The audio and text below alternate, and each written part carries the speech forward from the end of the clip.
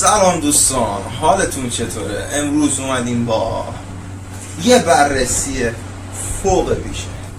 حالا چرا فوق ویژه؟ 3 تا کنسول رو بررسی کنیم. اونا چه کنسولایی؟ ایکس سریز اس این کنسولی که ببینید از فور خیلی بهتره چون SSD داره و خیلی قابلیت های زیاده داره مثل گیم پس. خداییش خیلی با ارزش و خوبه و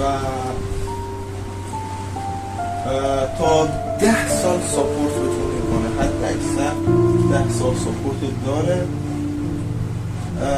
ایکس سری ایکس از نظر صفحه افزاری خیلی بیشتره قدرتش. حالا خیلی نه، باید زوم کنیم ببینیم تو پیکسل کدوم بهتره و این حرفا. این هم از نظر صفحه افزاری.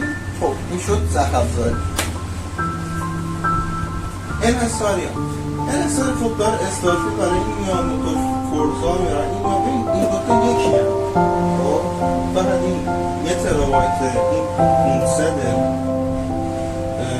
ولی این صفحه افزاریش خریده یکی سری ایکس و سری اس یکی هم ولی از نظر صفحه افزاری متفاوت و از نظر ظاهری بازی. و PS5 موضوع انحصاری خیلی خوبی داره بالا فورزا هورایزون. چیزی مهمه این دستاش خیلی خوبه، یعنی وقتی آدم بازی میکنه یه حس اینا حس کنه تو بازی و خیلی عالیه و حرفا. ولی متاسفانه این دستاش خوش فرمه ها، ولی خب باتری میخوره. باتری قابل شارژ خریدم براش و حد بیت فیدبک رو نداره، جور حس نمیتونی کنی. ولی خب از نظر صفحه افزاری این قوی‌تره، از نظر انحصاری این بهتره و از نظر اقتصادی سری اس. حالا انتخاب با خودتونه، خیلی من خلاصه گفتم. ولی از نظر راحتی ایکس باکس باز بهتره، مثلا مرورگر داره، انتقال بازیاش انگار کپی پیست کامپیوتره یا هارد میذاری کپی پیست میکنی، ولی این نه، مثلا اینجوری نیست، خیلی دردسر داره تو چیزا. باید برنامه PSX نصب کنی براش و اینجور حرفا، خیلی دردسرهای خودشو داره.